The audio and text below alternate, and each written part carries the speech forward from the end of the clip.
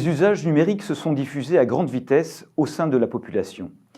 Ils ont transformé les relations entre les entreprises et les clients, si bien que l'on peut aujourd'hui parler d'un client connecté, différent du client traditionnel par ses comportements et ses attentes.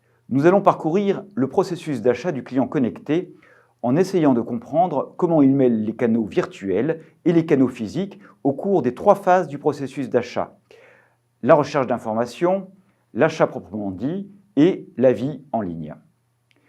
Dans la phase de recherche d'informations, le client connecté utilise Internet pour collecter de l'information concernant le produit qu'il veut acheter. Il en étudie les caractéristiques, compare les marques et les modèles afin de se forger une opinion.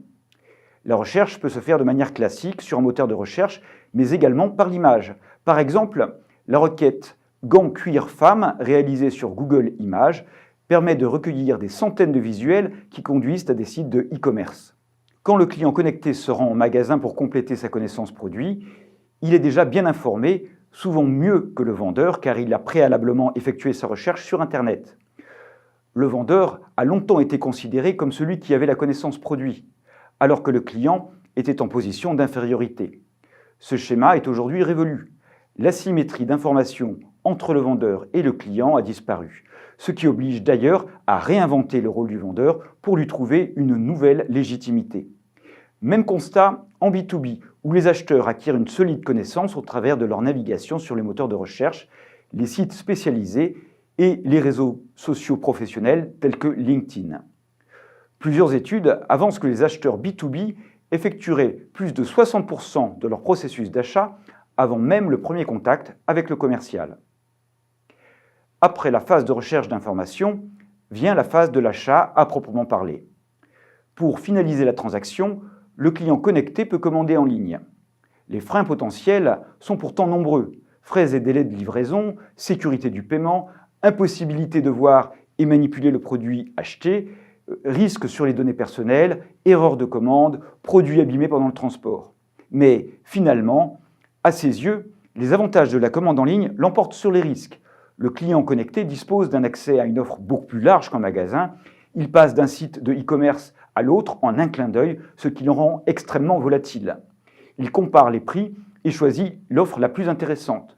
Il bénéficie du confort de réaliser les achats depuis chez lui, sans perdre de temps à se déplacer. Bien souvent, le client connecté ne délaisse pas pour autant les canaux physiques, les magasins en dur. Il les alterne avec l'utilisation des canaux virtuels, les moteurs de recherche, les sites de e-commerce, les applications mobiles. Ces allers et retours entre canaux virtuels et physiques s'opèrent selon des configurations variées. On distingue notamment plusieurs types de comportements. D'abord, le comportement repos, Read Online, Purchase Offline, par lequel le client prend d'abord des informations en ligne avant de se rendre en magasin pour se conforter dans son choix et finaliser son achat. Ensuite, le comportement de showrooming, qui est le comportement opposé au précédent. Le client utilise le magasin comme une sorte de showroom qui lui permet de repérer les produits, les manipuler, prendre conseil auprès des vendeurs, puis, une fois que le choix du produit est effectué, concrétiser son achat en ligne au meilleur prix. Enfin, le comportement omnicanal, qui désigne le comportement par lequel le consommateur utilise plusieurs canaux simultanément. Il s'agit par exemple du client qui utilise son téléphone portable en même temps qu'il parcourt les rayons du point de vente. Dans la 3e phase du processus, à l'issue de l'expérience de consommation, le client procède à l'évaluation du produit acheté. Et c'est pour lui l'occasion de partager un avis positif ou négatif selon le niveau de satisfaction. Il y a quelques décennies, la sphère d'influence d'un individu se limitait aux bouche à oreille et ne dépassait pas le périmètre de son entourage immédiat, sa famille, ses amis, ses collègues. Aujourd'hui, le client connecté prend la parole dans l'espace numérique et sa voix est amplifiée par le numérique. Elle résonne plus vite, plus loin et plus fort.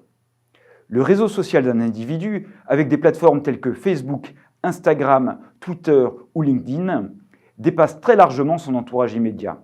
Son influence est alors démultipliée par le nombre de ses amis ou de ses followers. Le client connecté prend également la parole sur les sites marchands ou les sites d'avis spécialisés. Toutes ces opinions et tous ces avis influencent considérablement ceux qui les consultent.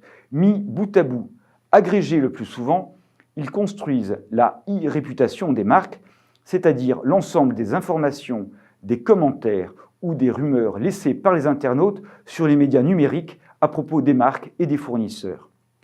Et même si la crédibilité de ces avis est souvent mise en cause, car chacun a entendu parler des faux avis, il n'en joue pas moins un rôle décisif, car le client connecté est seul derrière son écran, sans possibilité de dialogue avec un vendeur ou d'autres clients.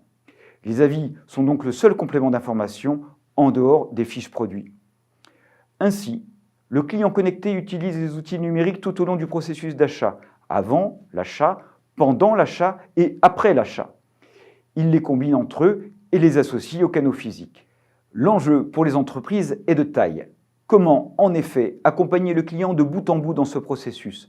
Comment ne pas le perdre au moment précis où il va concrétiser son achat? Comment, enfin, lui procurer la meilleure expérience d'achat et de consommation?